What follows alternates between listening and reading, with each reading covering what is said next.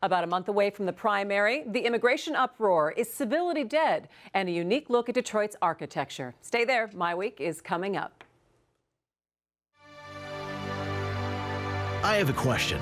Who wants to go first? To win? Who wants to grow our business? Who wants to make more money? Who wants more job opportunities? If you want Michigan to compete and become a top 10 state, raise your hand. Together, we've turned Michigan around and started moving forward. Now help us build a stronger Michigan than ever. Raise your hand at strongermichigan.com. Masco Corporation is proud to manufacture innovative and environmentally friendly products for the home. Delta faucets, craft-made in Merillat cabinets, and Behr brand paints have all been designed with you in mind. Masco and its family of companies, serving Michigan communities since 1929.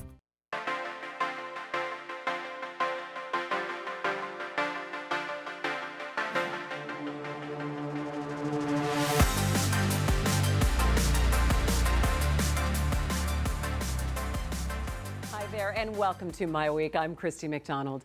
A lot going on around the country and here in Michigan. We'll take a look at the big primary races that are just weeks away. But you really can't talk about politics, immigration issues, which we will get to, or quite frankly, anything else these days, without some baseline agreement on what the word civility means. The passionate yet civil exchange of opinions is what we have built this show on. But is civility gone? If it is, maybe it's a good thing. People say in order to take a moral stand, there has to be outrage and outrageous action to make change.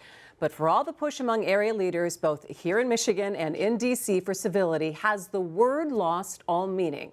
Or are we making a big deal out of nothing? And is civility between lawmakers and civility from the public to people in power have two different impacts? Say hello to the most civil guys around, Nolan Finley of the Detroit News and Stephen Henderson of WDET Radio. Hello, gentlemen. Hey. How are you? We're good. That's a civil Gentlemen, word. see, that's about as civil as we're going to get here. No, but I find it fascinating with everything that has happened this week, that the debate over civility has really, I think, has really taken a lot of airtime and a lot of writing time from a lot of people. And we've talked about civility and the importance of it, but do we have to go back and redefine civility? Nolan, I'm going to start with you. Is it simply being more polite, or what does civility mean to you when you start political debate? I don't know that it's a matter of civility, and I don't know that it's necessary to be polite, and I don't think that anger in certain situations and certain periods is inappropriate. I would look at it more as have the boundaries, behavioral boundaries, been erased, because there are lines we shouldn't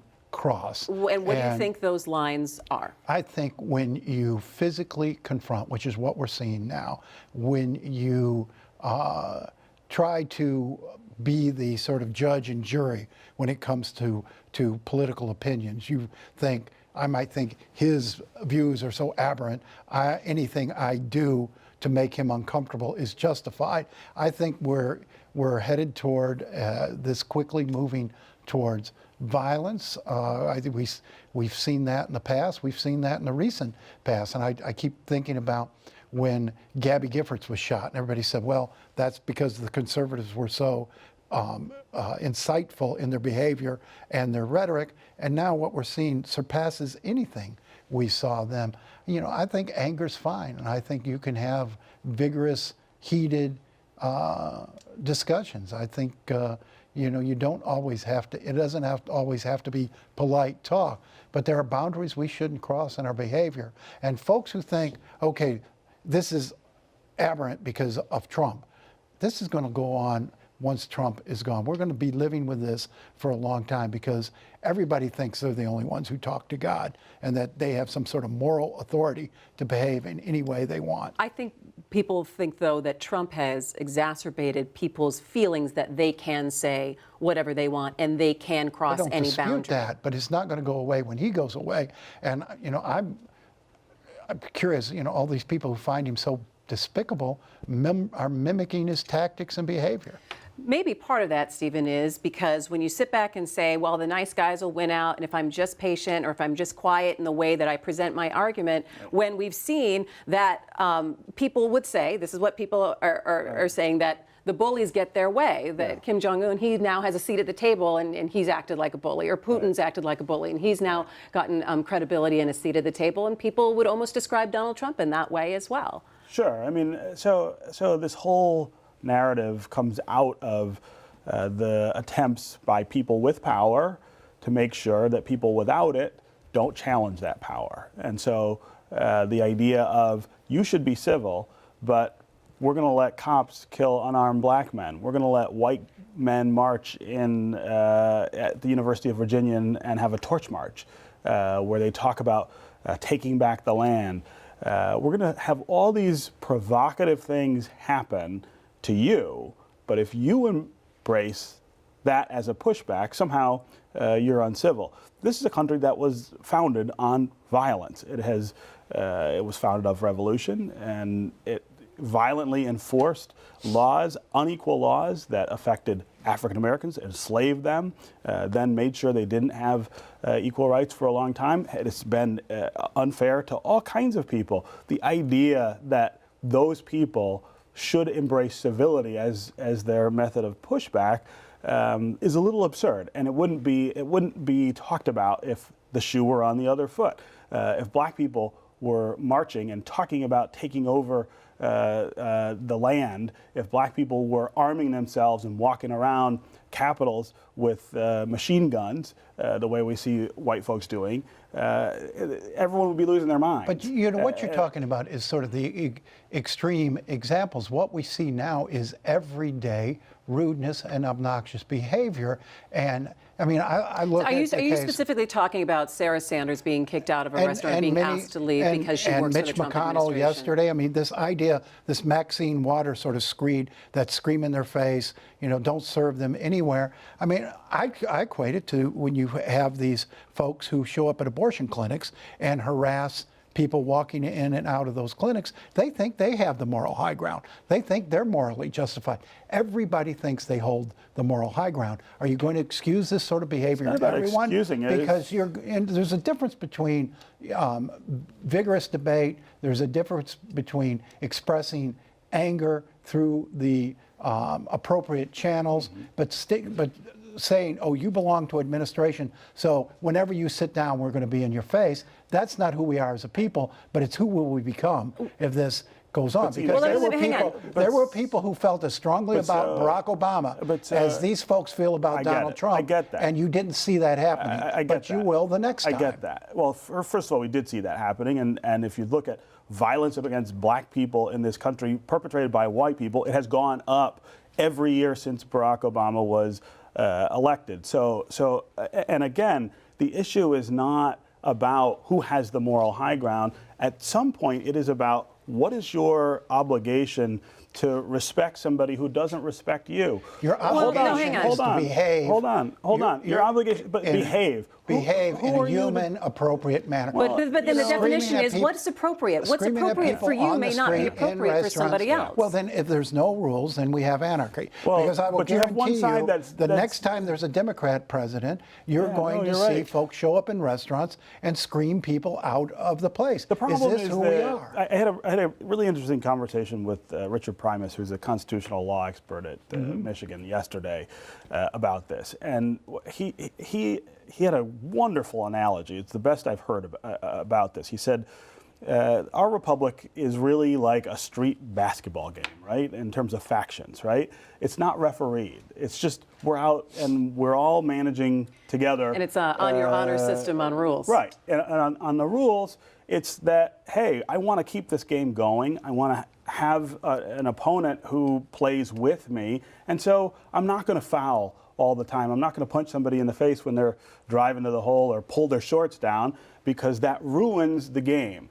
But Republicans, for a long time now, have said, to hell with the rules, we want to win, and we will do anything, whatever is outside the rules. This is emanating from Republicans. As a way of making sure that we are victorious. At the same time, you have Democrats not doing that and saying, hey, let's respect the process, let's respect the rules, and preserve the game. Well, you can't. They're you not. can't have They're it. absolutely not doing that. Well, they absolutely They have. absolutely are not doing So that this today. idea and of- you never saw the Tea Party, as raucous as they got, behaving in this manner, where they showed up in kidding? restaurants Are you kidding and me? chased Let people me out. ask you this. showed Let up me everywhere take this. shelling Let me at take people. this. You Let me remember- take this into a different direction for just a second. When we talk about civility, is it more damaging to our republic when you have lawmaker v. lawmaker incivility, or when you have people being incivil to those who are in power? I mean, it depends what we want to get done.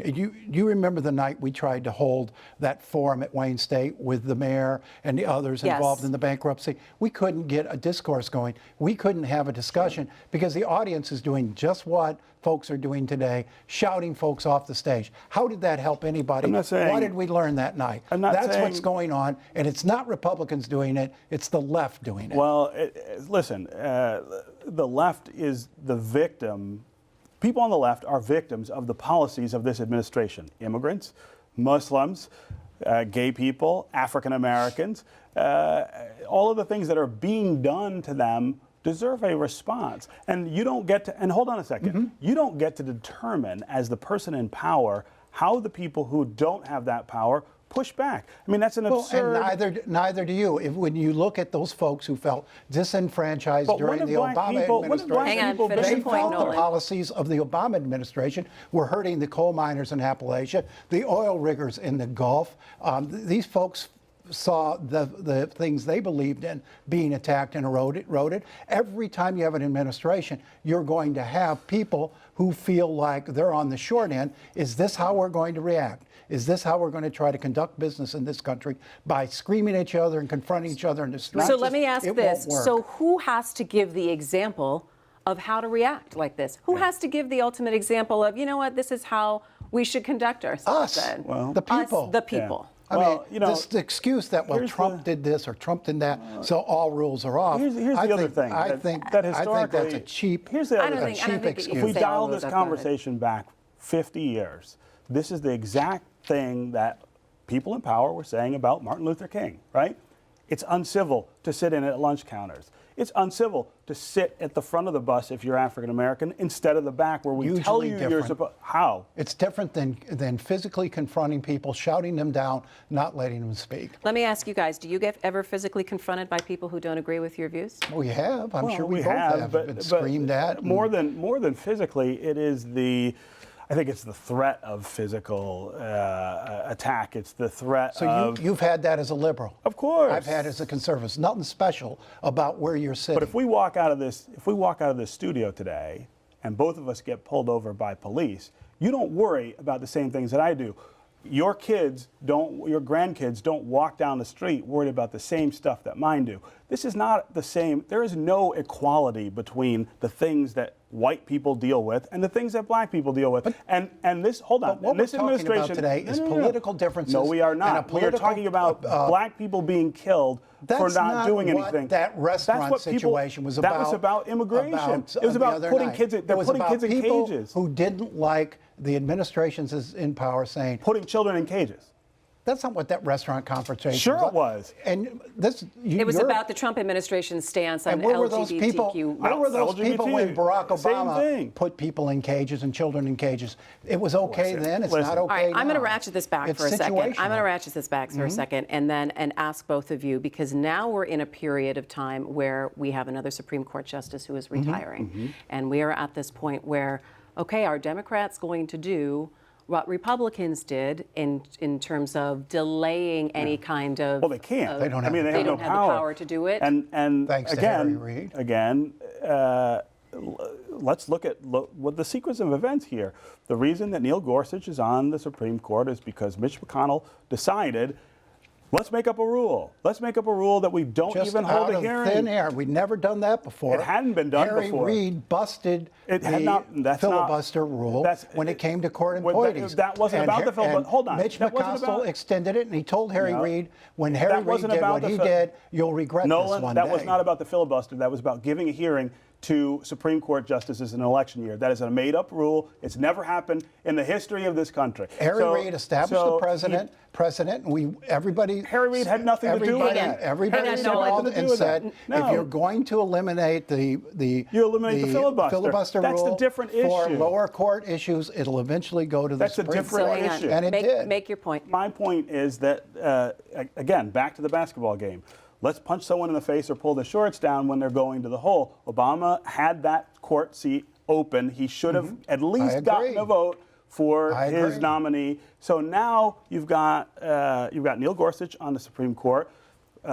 Mitch McConnell victory lapping as he eviscerates very, very basic rights of people not to be treated badly, put on a travel ban list because of their religiosity, which he even admits is the motive here.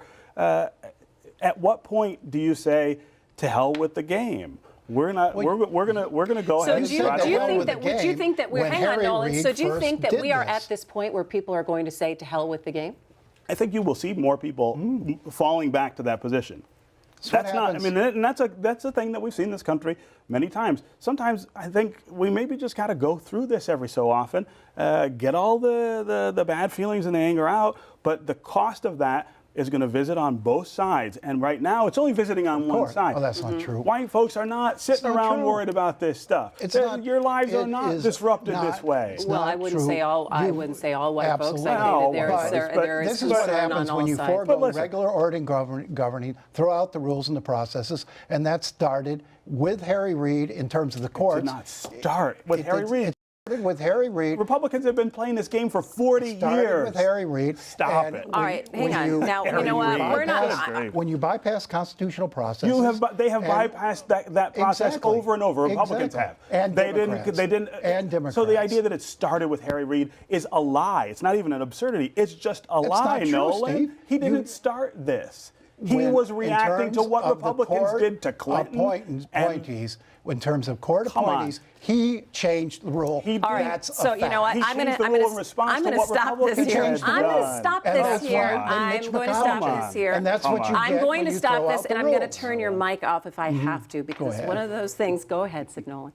Because it's one of those things that I think that we are an example of what's happening around the country right now. And we are able to have civil conversation here every single darn week and not be in agreement. And we are today, but I'm telling you, the passions. But civil doesn't mean passive, and it doesn't mean that you just sit back and say it's okay. That it is good that there is healthy spirited debate on it. You have a right as a human being on this earth to stand up and say, these are my most basic rights, and you are violating them, and I will do anything I can. Hang on. Violate other people's rights. No, you don't. Hang on. So let me ask this. Let me ask the question. Let me ask the question. If I have to turn this desk around, I will. Let me ask this question. So does this make our democracy stronger by having, by having the passion and the laser focus on what's happening in Washington and with our lawmakers? No, because we're trashing the rules, and we are instead of discoursing, we're confronting. You don't think your people feel more rights invested? You don't think people feel more invested in what's happening around them and the rules that people are making with them or without them? I see us coming apart.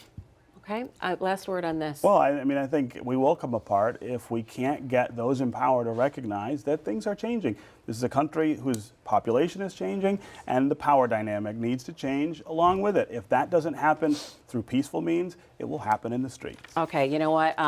We have about a minute before we go to our next story. Let me just get your quick thoughts on the governor's race, or the primary. We've got one last debate Thursday night. WDIV is doing for the Republicans. Seems to be unfolding rather slowly. There doesn't seem to be much enthusiasm or excitement. There's a lot of TV. I've noticed a lot of TV ads. A lot of ads. But do you hear people talking about this race? Do you hear?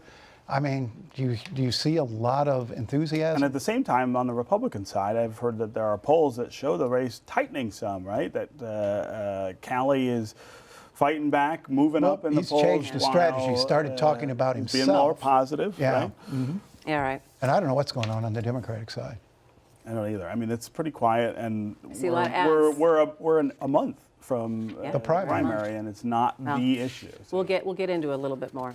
All right, thanks. And finally tonight, more than 20,000 people toured the iconic Michigan Central Station this week after Ford announced it will rehab the depot and move in thousands of workers. The train station is just one of many Detroit buildings with a rich architectural history. In this Detroit Performs report, we meet a photographer who's captured the beauty of these structures in a book. Take a look. One of the things that's really interesting about this church, this is Trinity Episcopal Church, was built at the end of the 1890s, and it has about 142 different sculptures on the outside of the building. And along the outside near the roof are gargoyles, and every place there is a gargoyle on the outside of the building, there's a corresponding angel here on the inside of the building, a stone-carved angel. So it makes for an interesting juxtaposition of characters. You have the evil leaving the church. The gargoyles are all moving away from the church, showing that there's no place for evil within the church. And then you have the angels up here, and most of them are holding musical instruments or singing and pointed into the church. I've always had an interest in architectural photography since I was really young. I have an interest in history in general. So I'm publishing a book called Guardians of Detroit. It's a first of its kind survey of architectural sculpture in Detroit. As I started working, it grew and grew, and now we're at about 350 pages. And I'm leaving things out that I'd really like to include because there is just so much. Detroit has such an incredible wealth of architectural sculpture. A lot of that information is available right here. The Burton Library at the main library, the Detroit Public Library, the main library across from the DIA. There is a library at historic Trinity Lutheran Church on Gratiot called the Dow Library. That's spelled D-A-U, not D-O-W. And it has to do with, Dow was a pastor at the church, and he started a library about the church itself, and it grew to encompass all the different churches in Detroit with information about them. A lot of information there. When you're talking about architectural sculpture in Detroit, everybody, or almost everybody, has heard of Corrado Parducci. He's responsible for architectural sculpture on almost every major building that went up between the 20s, starting in the 20s and into the 30s. He originally worked in New York, came here to work on a project, got so much work that he stayed and did an incredible amount of work on these buildings, but there's a lot of people before and after. Giza Marodi was brought here from Hungary to do the sculpture on the Fisher Building. He wanted to create a whole new style of artwork for that building, and his style was based on old Hungarian styles, but also he brought his own sensibility to it. So that's some incredible stuff. Marshall Fredericks, who did the Spirit of Detroit statue, everybody is familiar with that statue, did the work on the Rackham Memorial. And it's a whole program of sculpture that the Rackham Educational Memorial Building. What's really interesting about doing the research about these buildings is finding the stories of the sculptors, the way Corrado Parducci worked 80, 90 hours a week, slept at his studio most days during the boom years because he had so much work. There's a couple of copper statues on top of the old Wayne County building. They're called quadrigae. They're women in a chariot being pulled by horses. And one of them was damaged in the wind in the 1970s. And Marshall Fredericks had kind of appointed himself the guardian of public art in Detroit. And when he found out about it, he went up there and examined them. They took down the pieces that were damaged. One of the arms was bent and a piece had fallen off. And he took those pieces back to his studio and fixed them, and then they went and put them back up. So it's kind of a neat story about how one of the more modern artists fixed one of the older treasures of Detroit. There's a church in Detroit called Fort Street Presbyterian Church. It's one of the first buildings featured in the book. And on the one side, the side that is exposed to traffic, there are some faces up along the cornice that are kind of interesting to see, kind of unique. And the other side of the building is hidden from view from the street by a community house that was put up afterwards. It's also part of the church. So I figured there must be some pictures there, some sculpture there on that side of the building. And I went inside and asked, and they gave me access. And the only way you can see these faces is to go out a window and onto the roof of the community building. And then there's a ladder that goes up to another level, a steel ladder. And they're really, really unique faces. Very interesting expressions. Interesting ones wearing a bowler cap with a little monocle.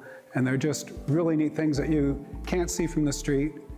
No one's been able to see them except from inside the church for almost 100 years. I see a building and I start to wonder, when it has architectural sculpture on it, I start to wonder, why is it there? What does it mean? What does it represent? Obviously it's there to be decorative, but it's also, the decoration has meaning. So I start to wonder about that, and that's what got me interested in the first place, is wondering about the stories. You don't see it all at once. You see one or two things that really stand out, and then as you walk around, you start seeing more and more. And that's really exciting to me. What a great story. That is going to do it for MiWeek. Have a great holiday week. Make sure you join us back here on Thursday for a look at trust in the media. We'd love to hear your thoughts on that. Find us at Facebook and Twitter at MiWeek. Keep it civil. I'm Christy.